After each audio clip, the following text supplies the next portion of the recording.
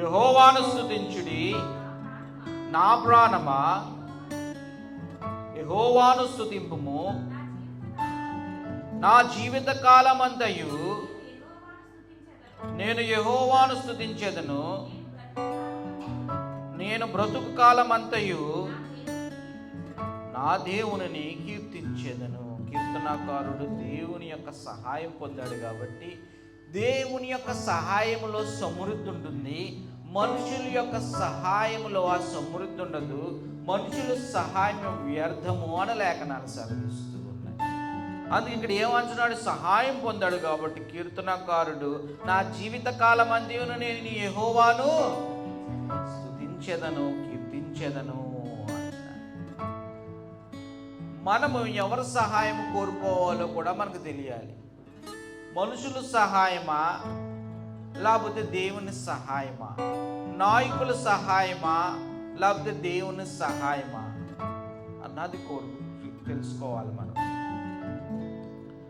దేవుని తెలుసుకున్న వారుగా మనం ఎప్పుడు ఎవరి సహాయం కోరుకోవాలి? దేవుని సహాయం కోరుకోవాలి. అందుకే 3వ వచనంలో అంటాడు, రాజుల చేతనైనను నరుల చేతనైనను రక్షణ కలగదు, వారిని నమ్ముకొనుకొడి.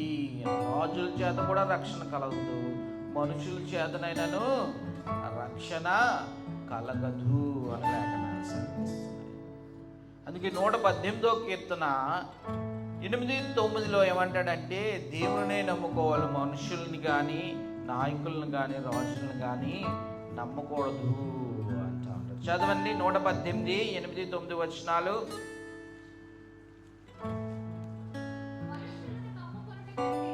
మనుషులను నమ్ముకునే కంటే యెహోవాను ఆశ్రయించుట మేలు. రాజులను నమ్ముకునే కంటే యెహోవాను ఆశ్రయించుట మేలు. మనుషులందరికీ ఎవరిని ఆశ్రయిస్తే మేలున్నది? ఆ దేవాతి దేవుని ఆశ్రయిస్తేనే మేలున్నది. అంతే తప్ప మనుషులను నమ్ముకున్నా, రాజులను నమ్ముకున్నా, నాయకులను నమ్ముకున్నా అసలే ఎప్పుడు మనుషుల మాటలు కూడా అలాగే ఉంటాయి, నమ్మశక్యమైనది కాదు. కానీ దేవుని ఆశ్రయిస్తే దేవుడు ఆ సహాయం చేస్తే ఆ సహాయంలో మనకు కావలసినంత ఆదరణ ఉంటుంది. ఆ సహాయంలో ఆ సమృద్ధిని ఇస్తూ ఉంటాడు, ఆ ఆశ్రయాన్ని ఇస్తూ ఉంటాడు దేవుడు ఎప్పుడు.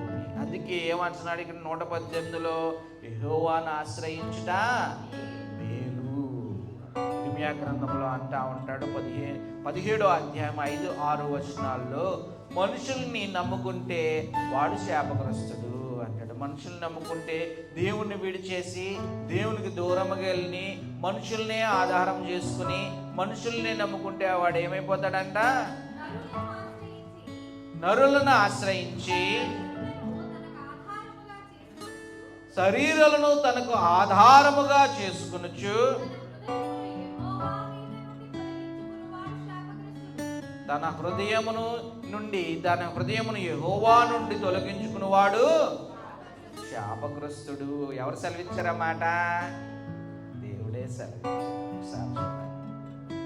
ఎప్పుడు కూడా దేవుని నుండి మన యొక్క మనస్సును కానీ హృదయమును కానీ తొలగించుకోకూడదు. ఎప్పుడు శరీరాలని ఆధారం చేసుకోకూడదు.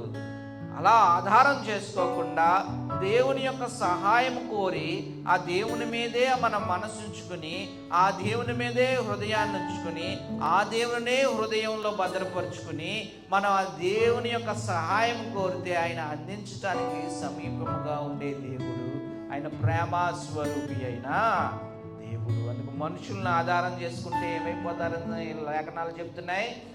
శాపగ్రస్తులు అయిపోతారు. చాలామంది అనుకుంటారు, మనుషులు నాకున్నారు, నాకు ఇంతమంది మనుషులు ఉన్నారు, ఇంతమంది ఉన్నారు అనుకుంటారు. మనుషులను చూడకూడదు ఎప్పుడు అని. ఎవరిని చూడాలి? ఆ దేవాది దేవుని మీద మనస్సు ఎప్పుడు నిలపాలి అని లేఖనాలు చదువుకుందాం. వారి ప్రాణము వెడలిపోవును, వారు మట్టిపాలగుదురు, వారి సంకల్పములు నాడే నశించును. మనుషులు నమ్ముకుంటే ఇలాగే ఉంటుంది. ఏమైపోతాయంట? వారి ప్రాణము వెడలిపోవును, వారి మట్టి పాలగుదురు, వారి సంకల్పములు నాడే నశించును అని లేఖనాలు సార్.